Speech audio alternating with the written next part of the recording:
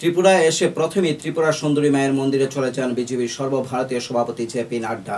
রাজ্যে এলেন বিজেপির সর্বভারতীয় সভাপতি তথা কেন্দ্রীয় স্বাস্থ্যমন্ত্রী জেপি নাড্ডা। ত্রিপুরায় বিজেপি সরকারের দ্বিতীয় দফা শাসন ক্ষমতা প্রতিষ্ঠিত হওয়ার 2 বছর পূর্তি উপলক্ষে রাজ্যে এলেন জেপি নাড্ডা।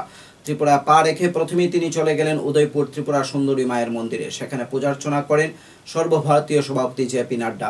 মায়ের মন্দিরে ঘুরে দেখেন তিনি, মায়ের মন্দিরের দিঘিতে যান তিনি। সাথে ছিলেন রাজ্যের মুখ্যমন্ত্রী ডক্টর মানিক সাহা।